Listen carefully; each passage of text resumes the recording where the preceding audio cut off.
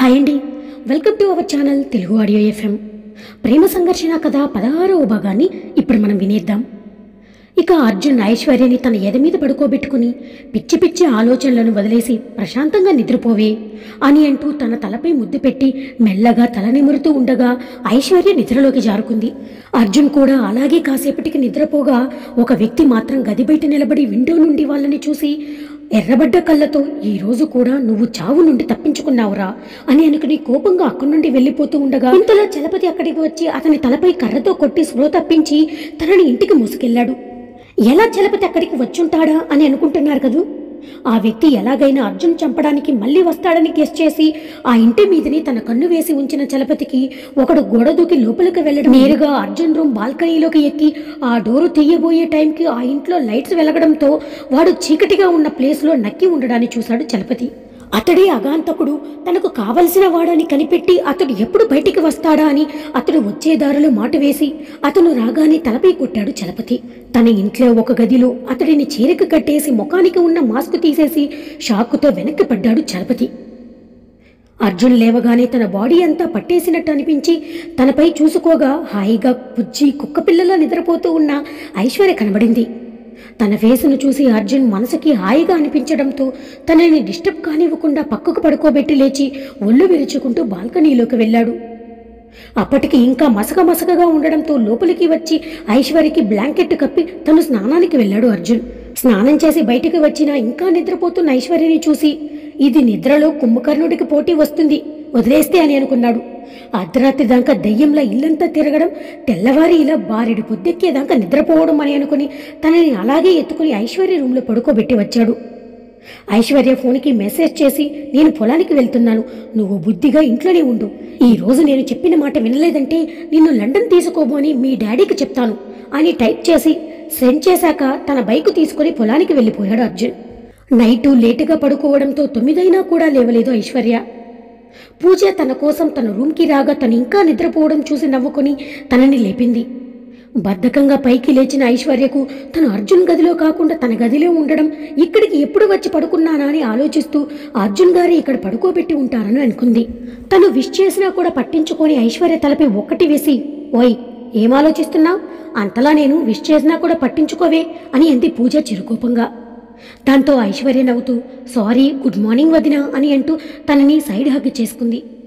సరే ఇప్పటికే లేట్ అయింది, వెళ్ళి ఫ్రెష్ అయ్యిరా, టిఫిన్ చేద్దువు అని అంది పూజ.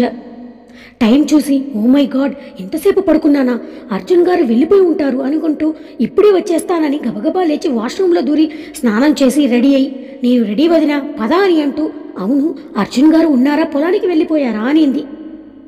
అన్నయ్య ఇంకా ఉంటాడా, తనకి టిఫిన్ కూడా పంపించేశాము, నువ్వు పద అని అంటూ లాక్కుపోయింది పూజ.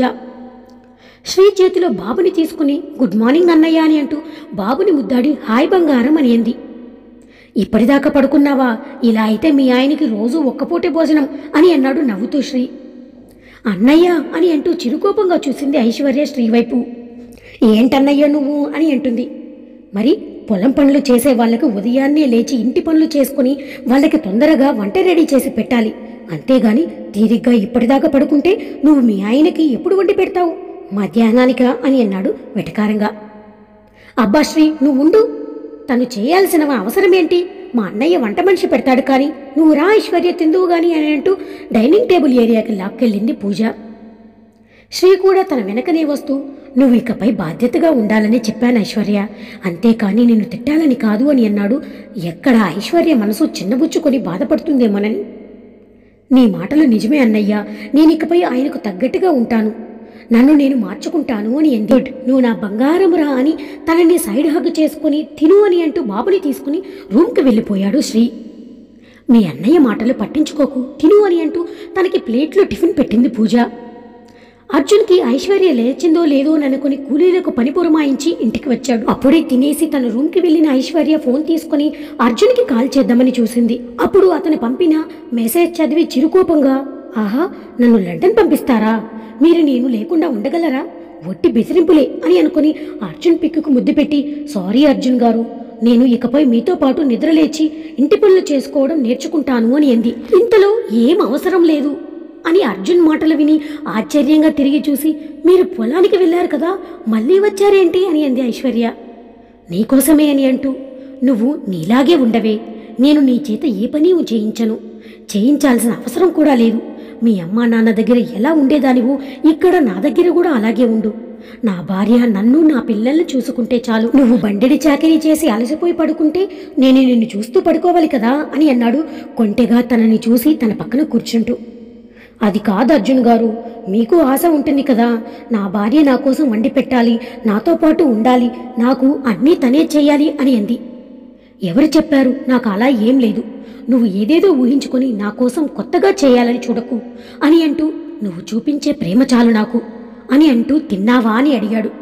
అతడికి తనపై ఉన్న ప్రేమకి ఆనందంతో కన్నీళ్లు రాగా అర్జున్ని హక్ చేసుకుని, I love you so much Arjun గారు అని అంది. ఇలాంటి టైంలో కూడా ఆ గారెలు బూరెలు ఎందుకే, చక్కగా బావాని పిలవ్వే అని అన్నాడు తనని గట్టిగా హత్తుకుంటూ. చెప్పా కదా, మన ఏకాంతంలో నాకు పిలవాలనిపించినప్పుడే పిలుస్తాను అని అంది ముద్దుగా మూతి పెట్టుకుని. తన పెదాలకు చిరుముద్దు కానుకగా ఇచ్చాడు అర్జున్.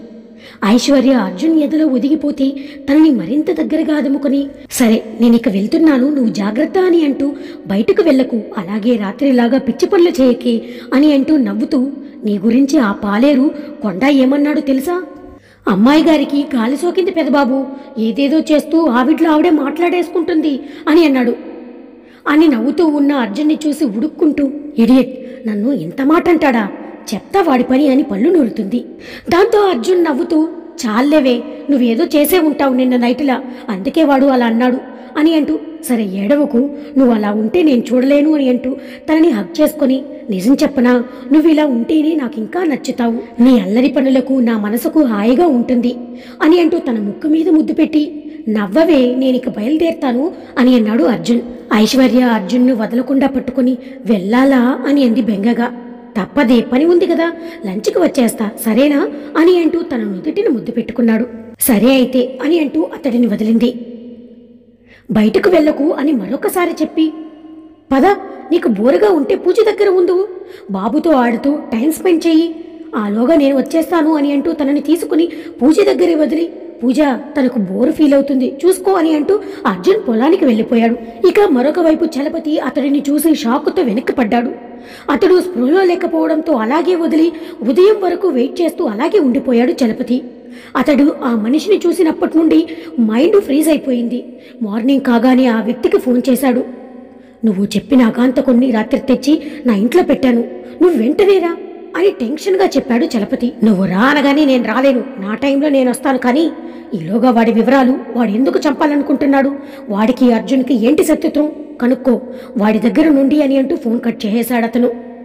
ఇక చలపతి ఏదో చెప్పబోతూ ఫోన్ కట్ అవడం చూసి, నీకు ఇక్కడ సిచ్యువేషన్ తెలియడం లేదు అని అనుకుంటూ టెన్షన్ ఎక్కువై బీపీ టాబ్లెట్లు వేసుకున్నాడు చలపతి.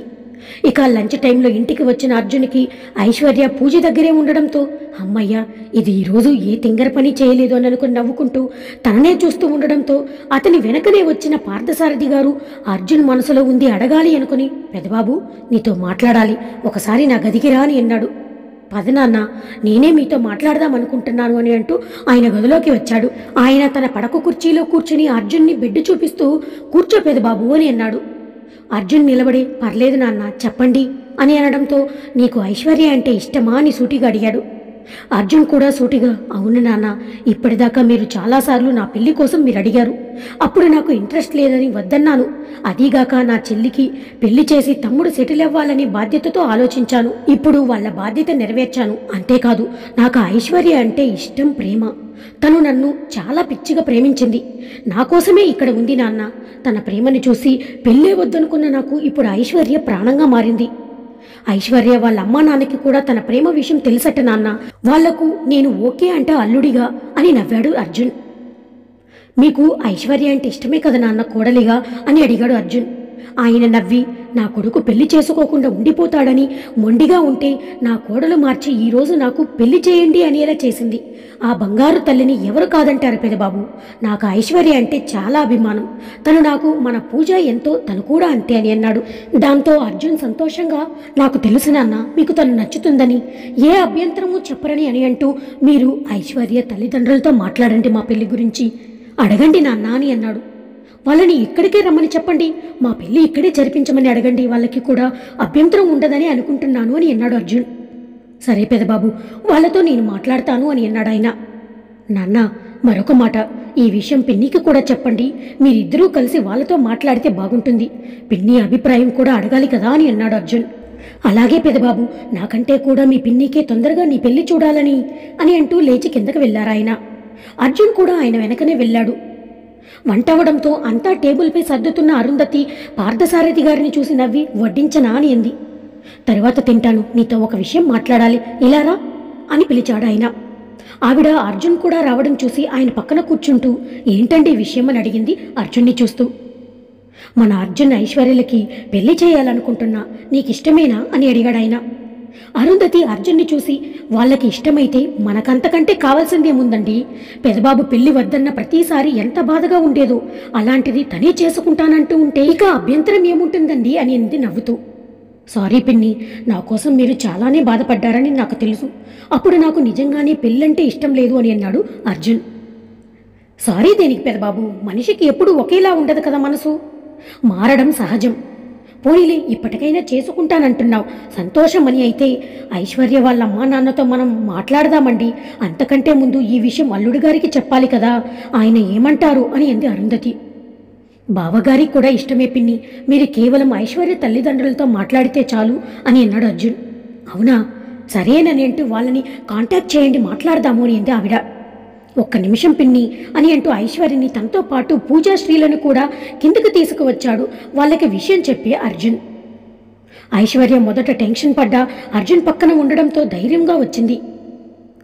ఐశ్వర్యని చూసి పార్థసారథి గారు నవ్వి, ఏమ్మా ఐశ్వర్య, నీకు మా పెదబాబుని పెళ్లి చేసుకోవడం ఇష్టమేనా? నువ్వు ఓకే అంటే మీ అమ్మా నాన్నతో కూడా మాట్లాడి మీ పెళ్లి ముహూర్తాలు పెట్టించేస్తాము అని అన్నాడు. ఐశ్వర్య దాంతో సిగ్గుపడుతూ ఓరకంటగా అర్జున్ని చూస్తూ నాకిష్టమే మామయ్య గారు అని అంది. ఆయన నవ్వి ఓకే అంటూ అల్లుడు గారు మీకు అని అన్నాడు శ్రీని చూస్తూ. మా చెల్లి ప్రేమ మాకందరికీ తెలుసు మామయ్య, అందరికీ అర్జున్ బావ ఎప్పుడూ నచ్చాడు అని అన్నాడు శ్రీ నవ్వుతూ.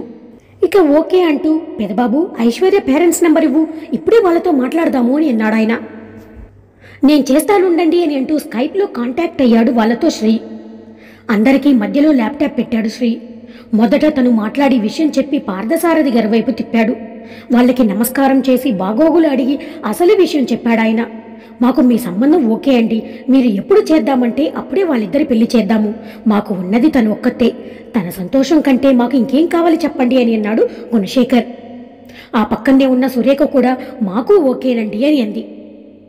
తర్వాత ఏం జరుగుతుందో మనం నెక్స్ట్ పార్ట్లో తెలుసుకుందాం.